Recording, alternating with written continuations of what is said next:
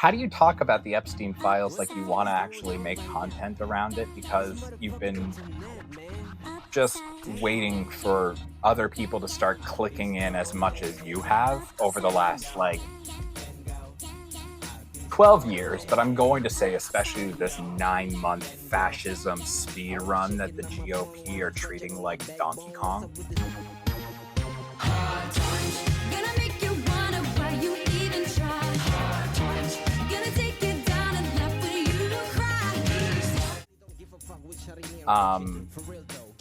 And then they react like they're the worst fucking Smash player at the tournament. I don't know. These Epstein files, they've hit me hard. This is going to be the serious kind of part that I want to talk about. As a sexual assault survivor, we kind of go through the world eventually having to understand that the people who have never gone through what we have gone through have never understood not just the moment, but what we carry day to day, how we look at the world, how we look at people, how we look at perspectives, and even how we look at ourselves. The internet sucks. Like, we have to acknowledge at this point that 85% of social media is some iPhone we throw out 3 years ago plugged into a brick in the Panamas. For me, this attempt at recording a video and posting a video is a challenge to trust myself, because the internet makes me feel like you have to be fake. The internet makes me feel like you have to have a brand, a package, 6 months worth of marketing material to have a conversation, and that's not what I want to do. That's why I called this hard times, because I'm in those hard times. I'm broke, I'm unemployed, not from my own want. You grow up kind of believing this entire idea that the children are the future, but it's actually the children are the future until you're 18. And then you're no longer a child, so you no longer matter. So the previous children become the future until they're 18, and then it's fuck off. I mean, I get it. It's tough. It's tough to want to commit to conversation. It's tough to want to have the hard conversations. But when we kind of just let people sit on things, we get to hear.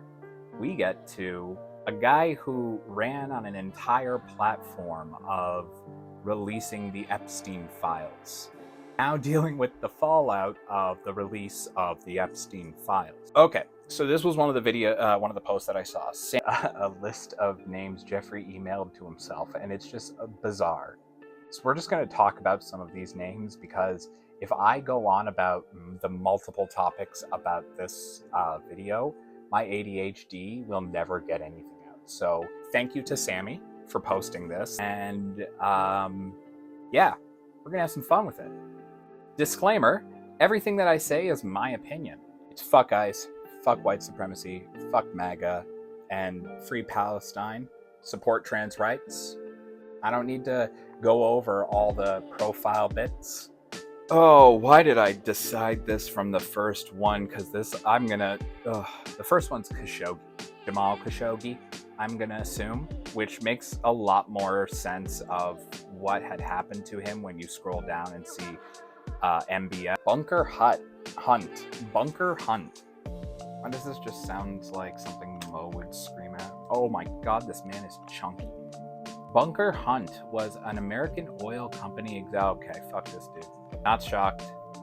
So far, I'm like 50-50 in my shocked and not shocked. Let's go to George Mitchell.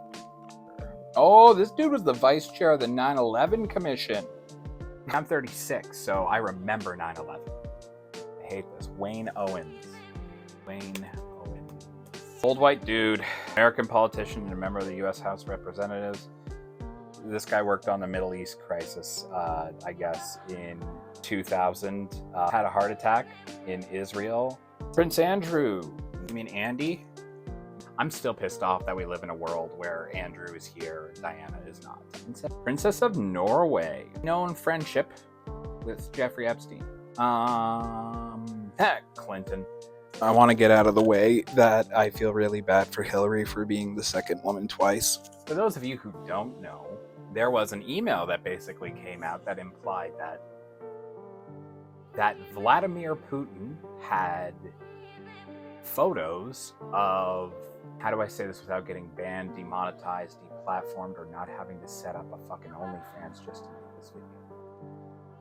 I don't have the ass for it. Proclivities? This is just one of those things that, being 36 and very media literate, has unfortunately gotten me to a level where I don't know how seriously I, as a sexual survivor, can take a scenario in which I find out that Donald Trump has performed billatio. Vladimir Putin has photographic evidence of Donald Trump blowing Bill Clinton, and really the only thing I can say in my life is that Bill Clinton is getting destroyed by 2 blowjobs, and there's like an entire loneliness epidemic of men out there who can't even get one, in the middle of No Nut November, right in front of my cell. It's going to be a very difficult thing for people to deal with, and we are already seeing in this post alone so many names that we either didn't know, or names that were so blatant they post them twice. Woody Allen being on there twice is so funny, growing up as somebody who knew Woody Allen was a creep ever since I was a kid, and just had to deal with generations of white men nerds who took film theory, excusing his actions away for his movies. My name's Tay, and I'm a survivor of sexual assault. I have been sexually assaulted multiple times in my life. For every one genuine person who wants to go out there and talk, there are 50 people out there who want to misconstrue, and who want to stretch your words, and who want to solve your crimes, and who want to publicize everything before taking the opportunity to listen.